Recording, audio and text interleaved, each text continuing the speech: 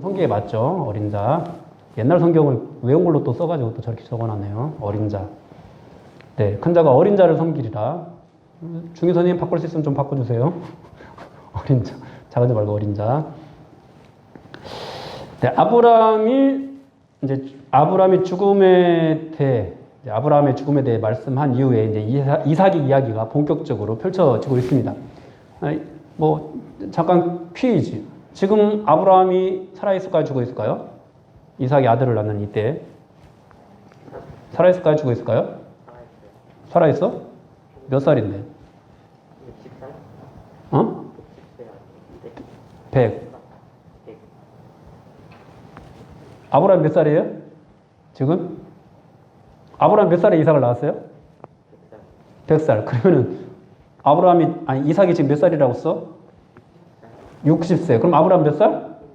160살. 아브라함 몇 살에 죽었어요? 175. 그러니까 살아있어요? 죽어있어요? 살아있죠. 근데 이제 아브라함 이야기는 싹 사라지고 이삭의 이야기에만 등장을 하고 있어요. 성경이 의도적으로 그렇게 이제 이삭의 이야기로 이제 집중을 하고 있는 거죠. 그래서 아브라함이 살았건 죽었건 우리는 그거 신경 쓰지 말고 아브라함 이때 살아있지 않나? 아브라함이 뭐하고 지냈을까? 와, 손자를 보면서 기뻐했겠다. 이런 쓸데없는 거, 쓸데없지는 않지만 그래도 성경이 말하고자 하는 바가 아닌 것들을 쫓아다니지 말고 성경이 본문이 말씀하고자 하는 그 바를 쫓아서 그렇게 갔으면 좋겠어요. 우리가 성경을 읽다 보면 이해가 안 되는 부분이 참 많아요. 근데 그것을 우리가 궁금해하는 것 참 나쁜 건 아닌데 우리가 정말로 관심을 가져야 될 것은 도대체 왜 이런 순서대로 나와 있고 왜 하나님 어떤 의도로 가지고 이렇게 말씀하셨을까 이런 거지 우리가 궁금해하는 거 이것이 아닙니다. 성경은 우리가 궁금해하는 것을 말씀하시지 않아요. 성경은 하나님께서 말씀하시고자 하는 바를 말씀하세요. 믿으십니까? 이해하지 마시고 믿으세요. 이거를 믿으셔야 돼요. 다시 한번 성경은 우리가 궁금해하는 것들을 말씀하시지 않습니다. 그래서 내가 궁금한 것을 성경을 통해서 찾아야겠다. 이러면 이제 성경을 굉장히 잘못 이해하게 되는 출발이 되는 거예요. 이거 정말 위험합니다. 이게 이해가 안 가는데? 이러면 안 돼요. 성경은 본문이 말씀하시고자 하는 바를 따라서 우리가 볼 수 있어야 돼요. 그런 눈을 키워야 됩니다. 그런 어떤 이해력들을. 자, 오늘 그러면은 하나님께서 이 이삭의 족보에 대해를 가지고 우리에게 주시고자 하는 말씀이 뭔지 한번 살펴보겠는데요. 일단 이 가정에 문제가 있죠. 그게 뭐예요? 결혼한 지 얼마나 지났어요? 무려 20년이 지났어요. 20년. 그러니까 40세, 이삭이 40세에 결혼했는데 60세에 지금 아들을 낳았잖아요. 그죠? 그러니까 20년 동안 자식이 있어요? 없어요? 결혼하고 나서 20년 동안 자식이 없어요. 고대 사회에서 자식이 없다라는 거, 작은 일일까요? 큰 일일까요? 굉장히 큰 일. 여러분들이 대학에 들어가지 못하는 것보다 훨씬 더, 여러분들이 직장생활 못하고 맨날 평생 놀고 먹는 것보다도 더 훨씬 더, 어쩌면 더 큰 일일 수도 있는 그런 문제예요. 자녀가 없다라는 거. 아브라함도 자녀가 없었죠. 그죠? 근데 아브라함은 그래도 조금 그래도 눈치가 덜 보였던 게 뭐냐면은 그의 형제들도 자녀가 없어.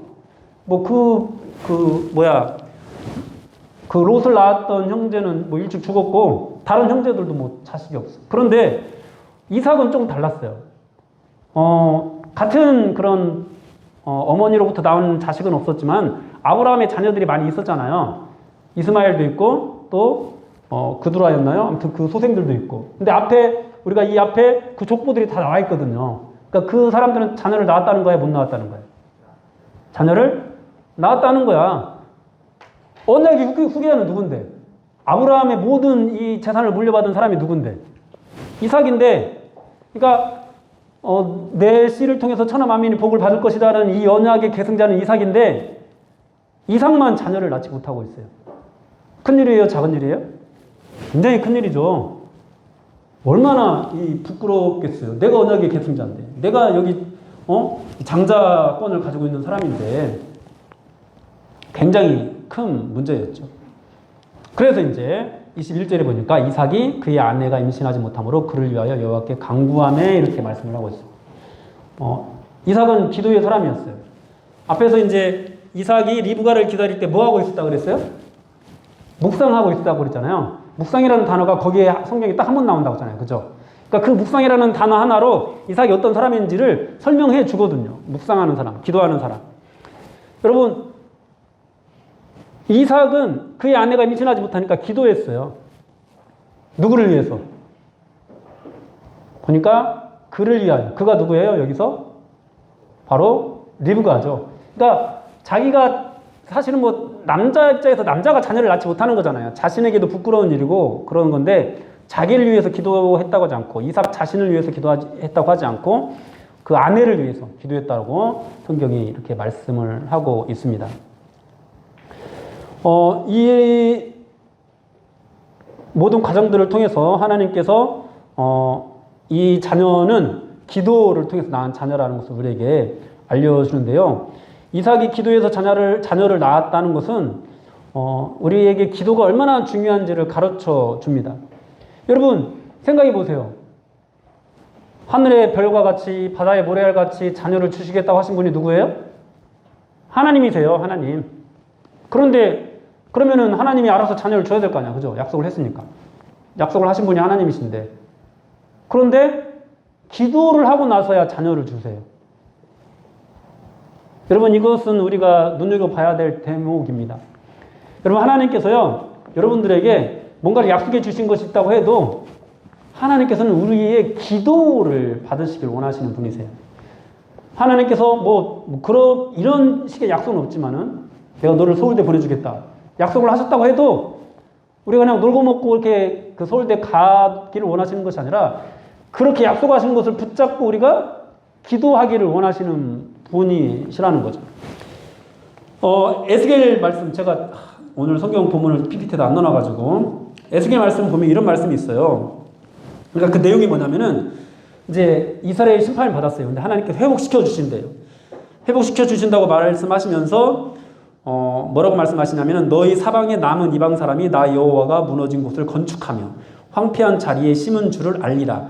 나 여호와가 말하였으니 이루리라. 분명히 이루겠다고 말씀하셨죠. 그러면서 주 여호와께서 이같이 말씀하셨느니라. 그래도 이스라엘 족속이 이같이 자기들에게 이루어지기를 내게 구하여야 할지라. 이루리라 말씀하셨는데 그래도 구하여야 할지라라고 말씀을 하고 계십니다.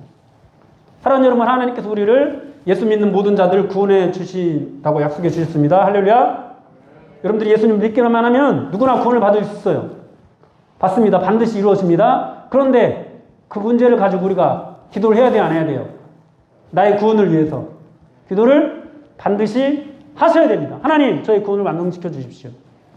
그거는 의심하는 게 아니에요. 오히려 그 은혜, 그 언약을 받았다라는 증거가 되는 거예요. 그렇게 기도한다라는 것은.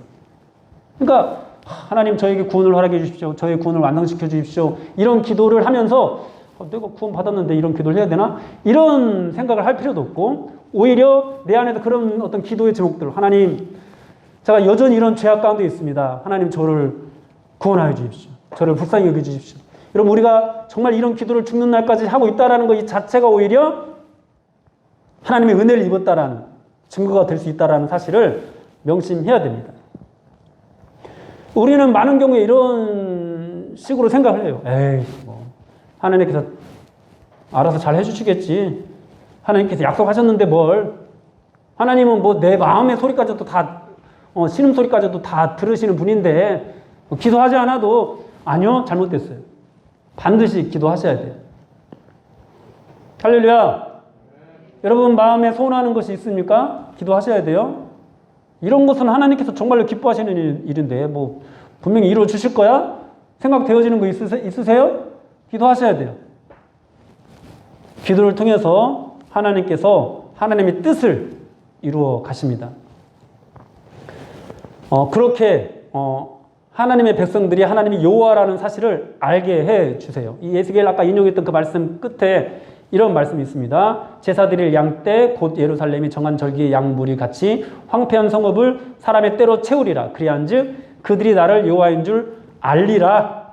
여러분 우리가 기도하고 기도의 응답을 통해서 하나님을 경험해 가는 것을 통해서 야 정말 하나님이 살아계신 분이구나. 하나님이 나를 사랑하시는구나. 하나님이 나와 함께 하시는구나. 그분이 여호와라는 사실을 어떻게 된다고? 알게 된다. 알게 된다. 기도하지 않으면 몰라요. 몰라요. 기도하지 않는 사람은 하나님이 여호와라는 사실을 몰라요. 그냥 하나님, 부처님, 알라신 뭐 다 똑같이 생각을 해요. 그냥 그런 개념으로만 갖고 있지. 그래서 나는 수많은 종교 중에 기독교를 선택했을 뿐이야. 그런 개념으로만 하나님을 이렇게 머릿속에 가지고 있지, 기도하지 않는 사람은 몰라요. 기도한 사람만이 하나님이 여호와가 되고 나의 하나님이 되고 독생하신 예수 그리스도를 보내주신 분이 되고, 그리고 우리의 모든 것들을 주관하시고 천지를 지으시고 또 우리의 모든 구원들을 완성시킬 그런 분으로 딱 믿어지게 되는 거죠. 기도해야. 믿음이 안 생겨요? 기도하세요. 이루어집니다. 할렐루야. 앞날이 깜깜해요? 저도 깜깜해요. 기도하세요. 기도하세요. 여러분 혹시 여러분들이 어떤 마음의 어떤 근심이나 어떤 스트레스 이런 것 때문에 막 고민이 되는 분 있어요? 좀 심각하게 막 사소한 거에도 스트레스 막 받고 있는 그런 분들이 있으세요? 기도하세요. 여러분들 혹시 여러분들 중에 막 뭔가 막 이상한 기운, 저는 여러분들 나이 때 제가 그랬다고 했습니까? 가위 눌려가지고. 그럼 그렇게 막 괴롭힘을 당하고 있는 분들이 있으세요? 기도하세요. 하나님께서 모든 것들 여러분들의 기도를 통해서 이루어 주십니다. 그렇게 이제 기도의 응답으로 리브가가 잉태를 하게 됐습니다. 몇 명? 1명? 2명? 3명? 2명. 누구하고 누구? 야곱하고 에서. 누가 큰아들이에요? 에서가 큰아들이죠. 야곱이 둘째 아들. 그렇게 이제 잉태하게 됐습니다. 그런데 여러분, 여기서 이제 태중에 이제 쌍둥이가 느껴지니까 어찌해야 될지 모르겠는 거야, 리브가가.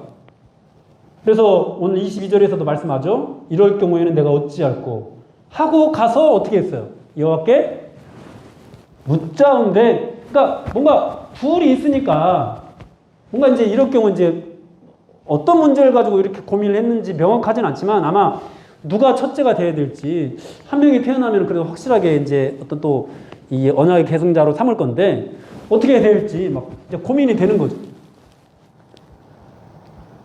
여러분 참 이 바람직한 가정의 모습인 것 같아요. 남편은 누구를 위해서 기도했다고 그랬어요?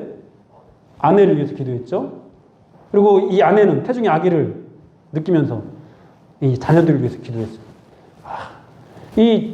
우리가 이 성경을 보다 보면요, 이 족장사회에서 척을 취하지 않고 정말 한 사람만 사랑했던 사람, 이 이삭, 이 유일합니다. 이 이삭.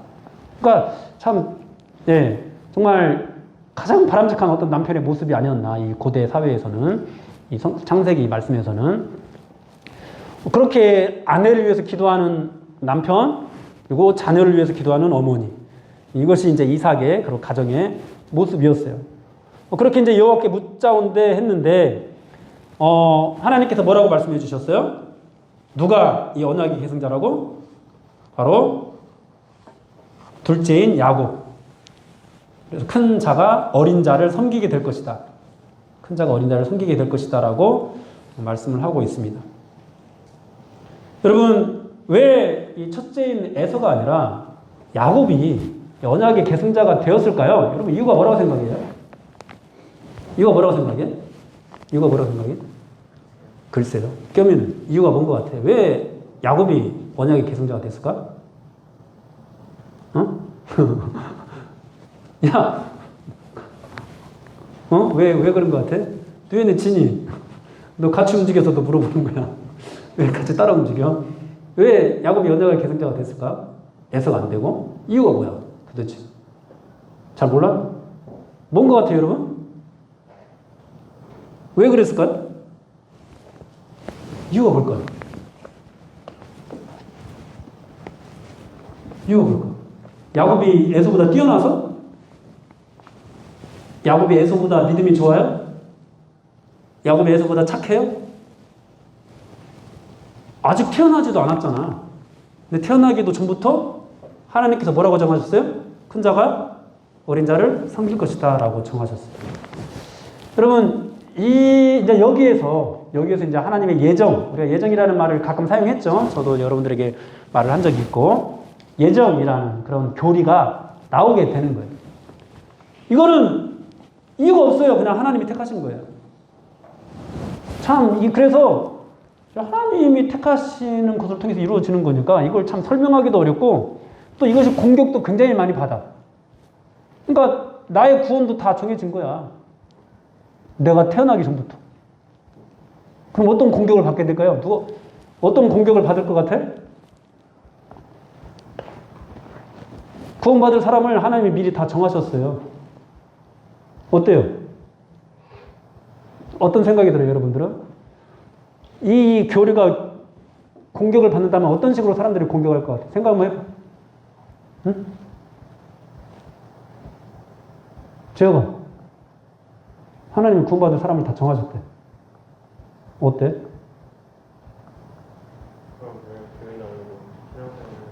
그치. 왜 교회 다니고? 뭐 신앙생활에 무슨 소용이 있어? 다 정하셨는데. 이런 이제 공격들을 받게 되는 거죠. 그래요? 여러분도 비슷한 생각이 들어요? 네. 그래서 저도 처음에 이제 약간 이상한 생각이 들었다고 했죠. 정말 사실인가? 제가 언제 예정이라는 말을 처음 들었다고 했어요? 세계사 시간에 들었어요. 세계사 시간에. 저는 교회에서 이걸 처음 듣지 않았어요. 학교 수업 시간에 이제 역사 선생님이 칼빈의 예정론 이제 거기를 이제 가르치면서 예정론 설명할 때 이거 다 정해졌다는 거다. 그렇게 말하길래 나는 처음 듣는데 좀 약간 뻥한 표정으로 딱 있었더니 니네 교회 목사님한테 가서 물어봐라. 이렇게 말씀을 하시더라고요. 그분은 이제 교회를 안 다니시는 분이셨으니까. 네. 그때 당시 이해도 안 됐고 어려웠어요. 그래서 저도 그러면 왜 교회 다녀? 이런 생각을 하게 됐어요. 그럼 우리는 이걸 어떻게 받아들여야 될까? 어쨌든 이 로마서 말씀을 보더라도 야곱이 태어나기도 전에 또 에서가 태어나기도 전에 그 두 사람이 어떤 착한 일을 하거나 또 악한 일을 하기도 전에 하나님은 야곱을 택하셨다고 그렇게 말씀을 하고 있어요. 이것이 이제 하나님의 구원이 사람의 행위로 말미암는 것이 아니라 오직 부르시는 하나님의 주권적인 작정에 따라서 이루어지는 것이다 라는 것을 우리에게 말씀해 주는 거예요. 그러니까 아까도 말했죠. 내가 궁금해하는 거 이거 참 쓸데없다고까지 표현할 수 없지만은 그것을 따라서 지금 가지 말라고. 하나님 말씀하시고자 하는 바가 뭐예요? 내가 다 정한 것이 있다라는 거예요. 일단 정한 것이 있다라는 거예요. 내가 작정했다. 너희가 태어나기도 전에 내가 다 정했다라고 지금 말씀을 하고 있는 거예요. 그죠? 여러분들이 궁금해하는 거 말고 성경에 말씀하시고자 하는 바는 그게 맞죠? 그죠? 그렇습니다. 로마서에서도 뭐 그뿐 아니라 또한 리브가가 우리 조상 이삭 한 사람으로 말미암아 임신하였는데 그 자식들이 아직 나지도 아니하고 무슨 선이나 악을 행하지도 아니한 때에 택하심을 따라 되는 하나님의 뜻이 행위로 말미암지 않고 오직 부르신 이로 말미암아 서게 하려 하사 리브가에게 이르시되 큰 자가 어린 자를 섬기리라 하셨나니 기록된 바 내가 야곱은 사랑하고 에서는 미워하였다 하심과 같으니라. 이렇게 이제 이 창세기 말씀에 대해서 그렇게 해석을 해주고 있어요. 그런데 이제 우리는 여기에 대해서 반발을 하죠. 반발하는 것에 대해서 또 로마서 9장 14절 16절에서 뭐라고 말씀하시냐면 이렇게 말씀합니다. 그런즉 우리가 무슨 말 하리요? 하나님께 불의가 있느냐? 그럴 수 없느니라. 모세에게 이르시되 내가 긍휼히 여길 자를 긍휼히 여기고 불쌍히 여길 자를 불쌍히 여기리라 하셨으니 그런즉 원하는 자로 말미암음도 아니요 다른 박질하는 자로 말미암음도 아니요 오직 긍휼히 여기시는 하나님으로 말미암음이니라. 네. 그러니까 우리는 그러면 뭐 교회 가는 게 무슨 소용이고 열심히 신앙생활하는 게 무슨 소용이야? 하나님 뭐 그냥 멋대로네. 약간 좀 그잖아요. 표현하자면 하나님 멋대로네. 이렇게 우리가 생각할 수 있잖아요. 그런데 성경은 하나님이 그렇다고 해서 하나님이 불의하시냐? 그렇지 않다라는 거예요. 그냥 하나님이 긍휼히 여길 자를 긍휼히 여기고 불쌍히 여길 자를 불쌍히 여긴다고 그렇게 말씀하시는 거예요. 그리고 하나님이 구원하시는 것이 원하는 자로 말미암음도 아니고 다른 박질하는 자로 말미암음도 아니래요. 그러니까 사람의 열심으로 말미암는 것이 아니래요. 그냥 긍휼히 여기시는 불쌍히 여기시는 하나님으로 말미암는 것이 구원이래요. 그렇게 예정에 대해서 설명을 하고 있습니다. 그렇게 하나님께서 지금 리브가에게 내가 사람의 행위로 너의 자녀 중에서 언약의 계승자를 고르지 않아. 나의 작정으로 내가 야곱을 골랐어. 이렇게 지금 말씀을 하고 있는 거예요. 이 예정이라는 어떤 이 단어를 리브가가 몰랐지만 하나님께서 태중에 있을 때부터 이렇게 모든 것들을 다 작정하시고 예정하시고 계획하시는구나. 이것을 리브가가 거기서 이제 깨닫게 된 거예요. 하나님께서 다 미리 정하셨구나. 그래도 이제 우리는 여전히 불평하는 사람들이 있겠죠. 그런 사람들에게 또 성경은 이렇게 말씀을 합니다.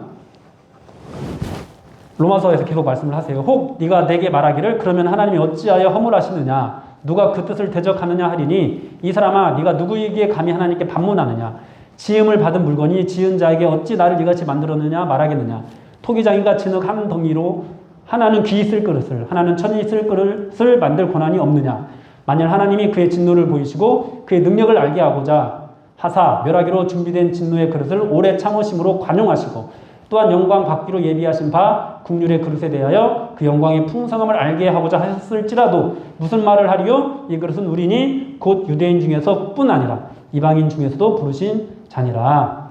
그러니까 하나님의 주권이라는 거예요. 만드신 분에게 권한이 있다라는 거예요. 여러분 결국 불평하는 것, 원망하는 어떤 그런 마음을 갖고 있는 것은 뭐냐면은 하나님이 얼마나 크신 분인지를 모르는 거예요. 또 그 하나님 앞에서 우리가 어떤 존재인지를 모르는 거예요. 그러니까 감히 막 그런 불평들을 말을 하는 거죠. 말을 하는 거죠. 그러니까 우리 인간에게는 설사 하나님이 불의하시다고 해도 그런 하나님께 불만을 제기할 만한 어떤 자격이 없다라는 것을 우리가 모르는 거죠. 이게 또 무슨 말이냐 이해가 잘 안 가죠. 여러분 이 모든 인간은 죽은 존재입니다. 죄를 지은 이후로 모든 인간은 죽은 존재예요. 어떻게 태어났는데 죽은 존재라고 합니까? 여러분 아담과 하와가 범죄했어요. 그죠? 범죄했어요. 그런데 범죄했으면 하나님의 법은 뭐예요? 정녕 죽으리라고 말씀하셨어요. 그럼 아담과 하와는 어떻게 됐어야 돼요? 죽어야 됐어요. 그죠? 하나님은 아담과 하와를 지으시면서 그 이후에 온 땅에 그의 후손들로 충만해지는 것들, 그가 생육하고 번성하게 되는 것들, 이것을 뜻을 가지고 아담과 하와를 지으셨는데 아담과 하와가 범죄하면 그 자리에 죽을 수밖에 없었어요. 근데 하나님이 구원을 주시기로 작정을 하신 거야. 그래서 아담의 이 육체의 생명을 거기서 끝내지 않으시고 살 수 있도록 여지를 주신 거예요. 그의 영혼은 죽었지만 육체는 살아있는 채로. 그러니까 그 이후에 태어나는 모든 사람들에게는 생명이 있어요, 없어요? 생명이 없는 거예요. 차라리 태어나기를 바라지. 그거는 이제 여러분들 생각이고. 어쨌든 성경은 그렇게 설명하고 있어요. 생명이 없는 존재로 태어났어. 그러니까 여기 있는 모든 사람이 이제 예수 그리스도가 없다면은 다 죽은 존재로 태어나게 되는 거죠. 하나님을 알 수도 없고, 하나님 부르지도 않고, 하나님을 찾지도 않는 그런 존재로 다 태어나게 돼요. 그런 상황에서 하나님께서 몇 사람을 살리시기로 작정하신 거예요. 과연 이것이 그렇게 억울한 일인가 한번 생각을 해봤으면 좋겠어요. 어쨌든 생명은 우리에게 없으니까 우리에게는 권리가 있어요, 없어요? 어떤 권리도 없어. 그렇다면 하나님 우리에게 생명을 줄 의무가 있어요, 없어요? 없어요. 자, 제가 재벌이에요. 돈이 자산이 수조 원이야. 수조 원대야. 그리고 오늘 그냥 기분이 너무 그냥 되게 좀 좋아가지고 이삿역에 딱 나가가지고 한 1시간 동안 서가지고 지나가는 사람한테 다 100만 원씩 나눠줬어요. 다 100만 원씩. 와, 100만 원 받은 사람 기분 어떨까? 기분 겁나 좋겠지? 그때 마침 우리 드립교회 애들도 거기 지나가서 다 100만 원씩 받아갔네? 야. 근데 우리 은혁이만 못 지나간 거야, 거기는. 그 시간, 1시간 동안. 그럼 교회 왔는데 하늘이도 돈 받았다고 이제 옆에 있는 겸이도 100만 원, 너 그거 못 받았어? 그때 지나간 사람 다 전화줬는데 못 받았어? 막 물어봐. 그럼 은영이가 어떻게 해요, 이제 100만 원 못 받았으니까 아쉬워요, 안 아쉬워요? 아쉽죠? 그럼 아쉬운 상태에서 나한테 와가지고 아니 목사님 돈이 그렇게 많은데 왜 저한테는 100만 원 안 주세요? 따질 수 있어요, 없어요? 따질 수 없어요. 그냥 저도 주시면 안 돼요? 사정할 수는 있겠지. 그지? 따질 수 있어요, 없어요? 따질 수 없어요. 왜? 100만 원에 대한 권리가 나한테 있어요, 없어요? 없어. 내가 줄 의무가 있어요, 없어요? 없어. 여러분, 하나님께서 우리에게 구원을 주시는 것도 마찬가지예요. 하나님께 의무가 없습니다. 우리에게 권리도 없어요. 그러면은 나머지 막 받은 사람 있으니까 은혜가 나한테 이래. 아이씨, 불공평해요. 다른 사람 준 것도 다 뺏어버리세요. 말이 돼요, 안 돼요? 말이 돼요? 이거는 내가 베푸는 호의잖아. 그죠? 은혜잖아요. 그냥 내가 기분이 좋아서 내가 내 안에서 사랑이 충만하고 막 사람을 그냥 이렇게 막 이렇게 조금이라도 돕고자 하는 그런 마음이 커서 이렇게 준 건데 그걸 가지고 누가 나를 비난해요? 하나님의 구원이 그런 거예요. 여러분, 누구도 비난하지 못해요. 왜? 사람은 자격이 없으니까. 모든 인간은. 또 하나님께는 의무가 없으니까. 그런데 사랑이 충만하셔서 또 사랑이 하나님이시라는 그런 속성이 있어서 우리를 살리시기로 작정하고 그 중에서 몇 사람을 구원하신 거죠. 이것이 진짜 하나님의 예정인 거예요. 여러분, 그렇다면 이 은혜를 입은 사람은 어떻게 해야 될까요? 또 에베소서에서는 이렇게 말씀을 하고 있습니다. 찬송하리로다. 하나님 곧 우리 주 예수 그리스도의 아버지께서 그리스도 안에서 하늘에 속한 모든 신령한 복을 우리에게 주시되 곧 창세 전에 그리스도 안에서 우리를 택하사 우리로 사랑 안에서 그 앞에 거룩하고 흠이 없게 하시려고 그 기쁘신 뜻대로 우리를 예정하사 예수 그리스도로 말미암아 자기의 아들들이 되게 하셨으니 이는 그가 사랑하시는 자 안에서 우리에게 거저주시는 바 그의 은혜의 영광을 찬송하게 하려는 것이다. 그러니까 예정의 교리를 가르치시는 이유는 뭐냐면은 하나님을 찬양하기 위해서. 물론 돈 못 받은 사람은 찬양하지 못하겠지. 근데 정말로 내가 죄인이라는 것을 깨닫고 내가 태초부터 택함을 받아서 구원을 받은 존재구나. 나 자격 없는데. 이것을 깨달은 사람이라면은 와씨 어떻게 그럴 수가 있어? 마음대로 다 멋대로 다 정하고 이렇게 하지 않고 하나님 은혜가 크구나 이렇게 찬양하게 된다라는 거예요. 그것이 성경에서 가르치고 있는 예정의 교리입니다. 그러니까 사람이 궁금해하는 바를 따라서 가면은 예정? 뭐 그런 게 다 있어. 뭐 다 정하신 대로 다는 거고 뭐 내가 노력해도 소용이 없겠네? 이렇게 가는 거고. 그러나 성경이 말씀하신 바대로 우리가 흘러가게 되면은 내가 자격 없는데 구원 받았구나. 감사하구나.